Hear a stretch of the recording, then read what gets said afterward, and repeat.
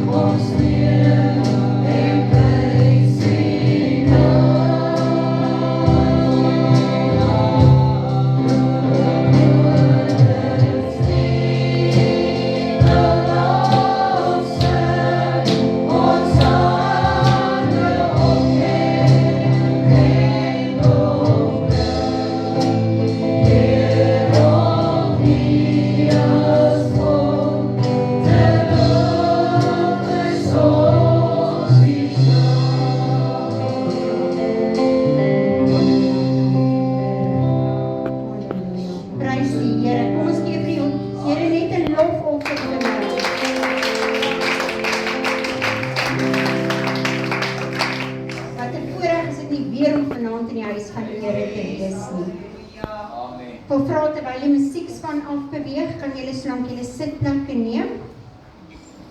En julle Bybels kan julle vir my oopmaak op Markus 6 vanaf vers 45.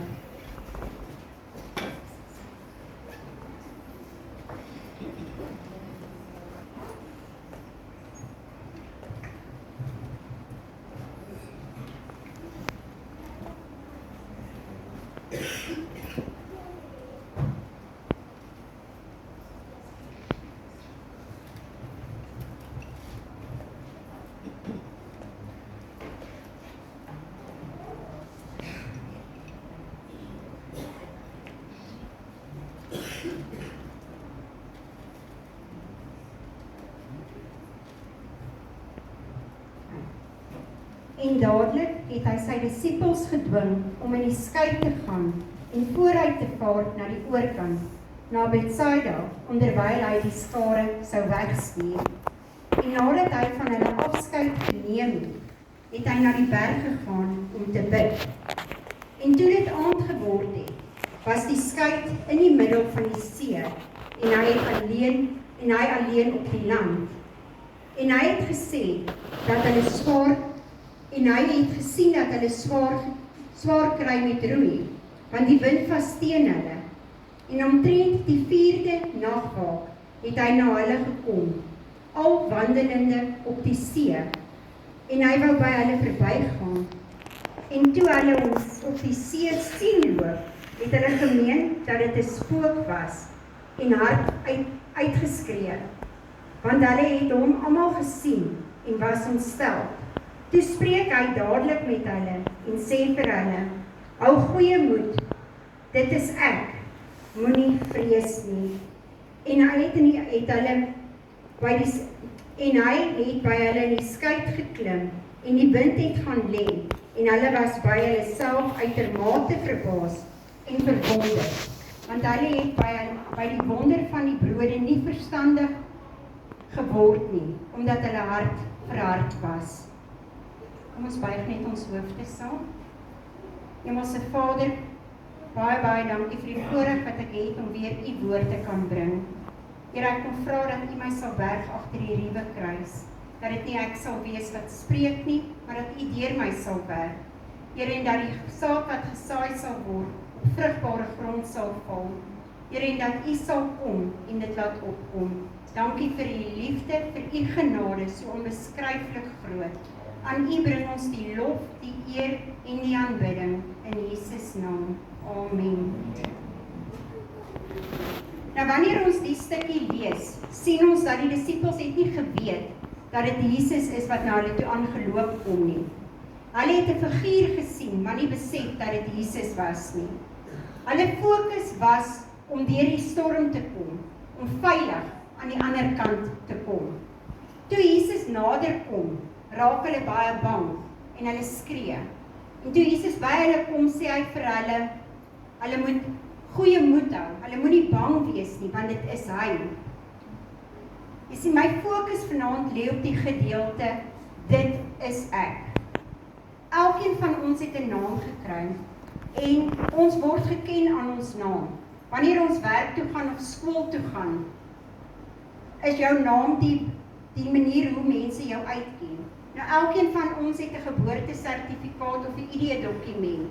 En in die ID-boekie is jou naam, jou van en jou geboortedatum. En dit is hoe mense jou dan uitken. Nou, ek dink elkeen van ons, of die meerderheid in elk geval, het 'n bynaam gehad. Miskien het jy 'n bynaam op skool gehad. Miskien het jy 'n bynaam by jou ma of pa gekry. Of jy as man en vrou het 'n bynaam vir mekaar gehad. Maar daardie bynaam kom nie voor op jou ID-dokument nie. Want is nie almal wat jou op daai naam ken nie. Dis net jou familie of jou naaste vriende of mense wat jou ken, wat daai bynaam van jou ken. Nou, ek weet as kind het ek 'n bynaam gehad wat my ouma vir my gegee het, en ek het daai naam gehaat. Ek het regtig nie van daai naam gehou nie. Want as ons in die dorp gestap het, dan het hulle my geroep op daai naam. Ek het gevoel ek vir my kop net in 'n nes gaan druk. Want dit is nie 'n naam wat vir my mooi was nie. En ek gaan dit ook nie noem nie, want ek hou nie van daai naam nie. Nou om terug te kom na die skrifgedeelte toe. As ons kyk na die gedeelte waar Jesus vir sy disippels sê, dit is ek, het die disippels sy stem herken en hulle het kalm geraak.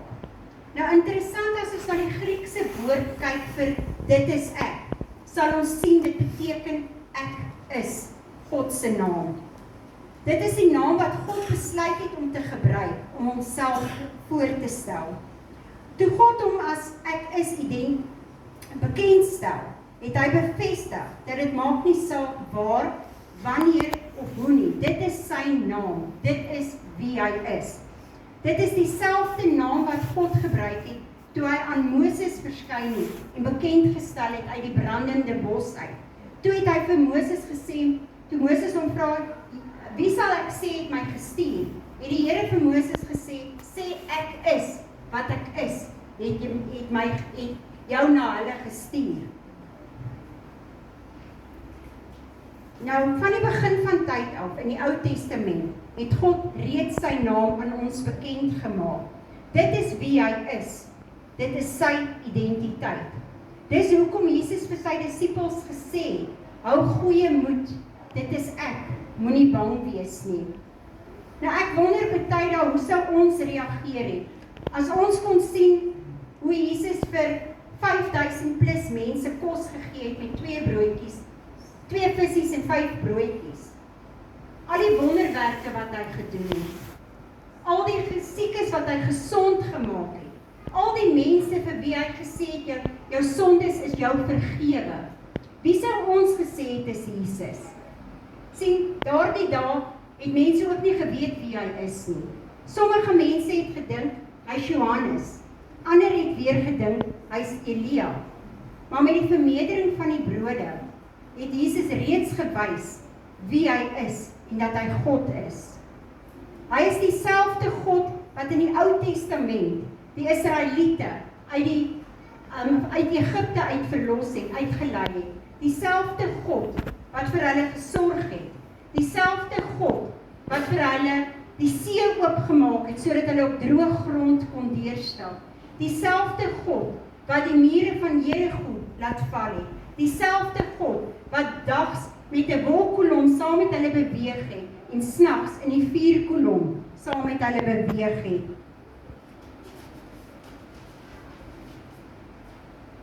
Maar tog versoek die volk hom. As ons kyk na die gedeelte waar hulle in die woestyn is en hulle was dors, hulle het vir 3 dae in die water gehad nie, was die volk woedend geweest en hulle gaan na Moses toe en sê vir Moses, jy het ons uit Egipte uitgelei, jy sal sorg dat ons water kry. En Moses sê vir hulle, waarom versoek julle God? Jy sien, hulle het al die wonderwerke voor hulle oë gesien gebeur. Hulle het gesien hoe God vir hulle die see oopmaak. Hulle het gesien hoe God vir hulle kos voorsien. Hoe God die vyande voor hulle verslaan. Maar nog steeds het hulle gegaan en God beproef. Jy sien, want hulle het gedink dat God, dit is 'n God waarmee hulle kan speel. Hulle het gedink, God moet na hulle pype dans. Sien, wanneer dinge goed gaan, het hulle God nie aangeroep nie. Maar sodra dit sleg gaan, het hulle God aangeroep. Dis net my mening. Ek dink God was seer gemaak met die manier waarop hulle sy naam gebruik het, want jy sien, hulle het hom geken, maar hulle het nie in sy naam geglo nie. Hulle het nie besef dat hy alomteenwoordig is nie. Hulle het nie besef dat hy die Alfa en die Omega is nie. Hulle het nie besef dat hy die begin en die einde is nie. Dat hy die ek is, wat op enige plek, enige tyd kan wees nie. Is dit nie vandag nog so nie? Jy sien, mense ken God se naam, maar sy naam word links en regs gebruik. Daar is geen respek vir God se naam nie. Jy sien, hulle gebruik sy naam as 'n aanhaling wanneer hulle iets wil uitdruk. Hulle gebruik sy naam wanneer hulle wil vloek. Hulle gebruik sy naam wanneer hulle kwaad is. Hulle gebruik sy naam links en regs en dan mag jy nie vir hulle sê hoekom nie. As jy vir hulle vra, waarom gebruik jy nie jou pa of ma se naam nie? Is hulle woorde, ek het te veel respek vir my ma. Kom aan, waar is jou respek vir God dan? As jy die Here se naam kan gebruik, maar nie jou pa of jou ma se naam nie. Jy sien, hy is die een wat vir jou lewe gee. Hy is die een wat was, wat is en wat kom. Hy is die een wat jou naam ken. Hy is die God wie ek en jy aanbid. Die een wat altyd daar is. Die naam bo elke naam, die groot ek is. Wanneer die volk in ballingskap weggevoer word, dan besef hulle het fouteer. En dan roep hulle God aan om hulle te vergewe. Vandag se lewe is presies dieselfde. Wanneer jy iets van God af nodig het, dan roep jy hom aan. En sodra God jou geantwoord het, dan vergeet jy wie hy is. Ek wil vanaand vir jou sê, daar is net een ek is. En hy is altyd, maar altyd in beheer. Jy sien, hy bly die begin en einde. En hy sê vanaand vir jou, ek is jou verlosser. Ek is die roos van Saron. Ek is die goeie herder. Ek is die leeu van Juda. Ek is jou God, die een wie jy moet eer. Ek is jou pottebakker. Ek is jou kompas. Ek is jou voorsiener. Jy sien, alles van die Here begin met ek is. En jy kan agter sy naam, agter ek is dooitjies sit. Want jy sien, jy kan enige iets byvoeg. Dit is wie God is. Hy is alles wat ons nodig het. Hy is die begin en die einde.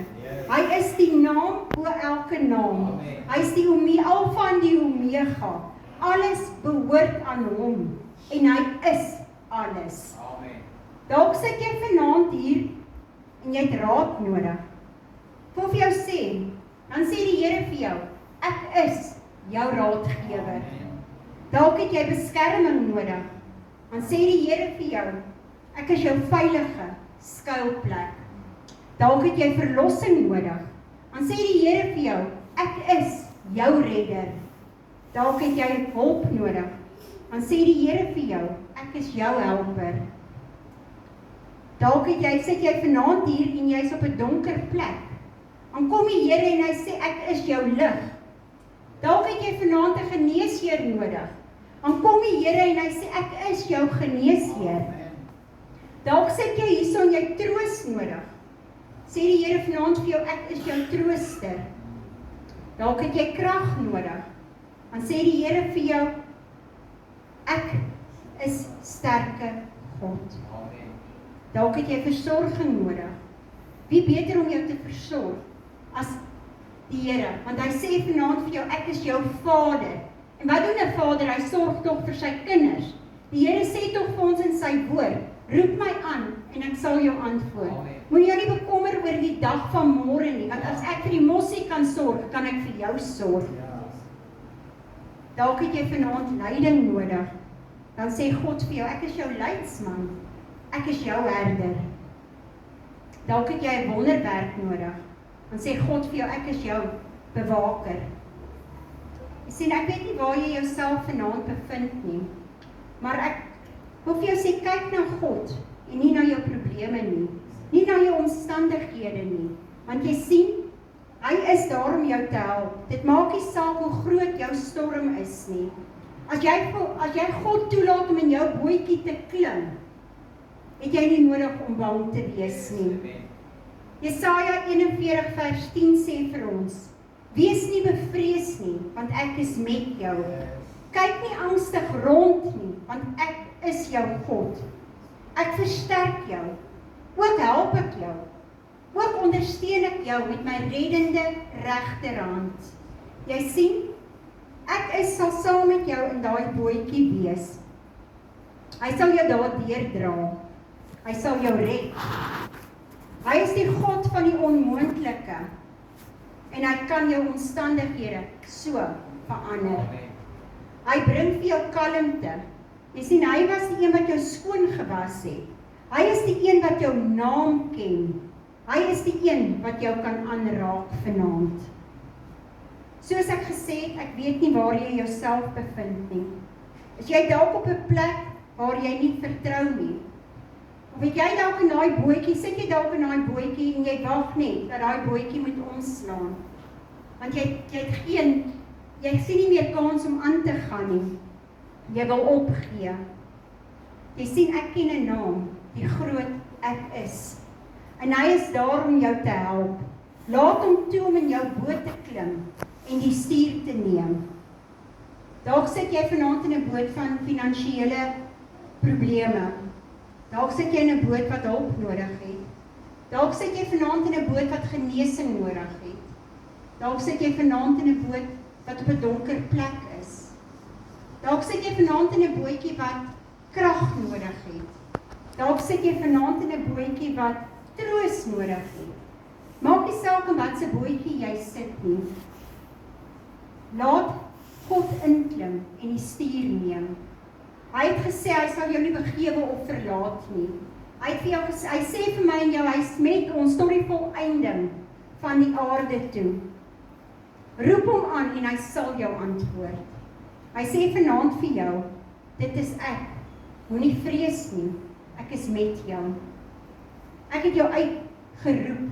Ek het jou hulp geroep, gehoor. En ek staan gereed om jou te antwoord. So my vraag vanaand is, ek wil vra dat die musiekspan so lank vorentoe kom. My vraag vanaand is, waar bevind jy jouself? In watse bootjie is jy vanaand? Is jy in 'n bootjie waar jy genesing nodig het?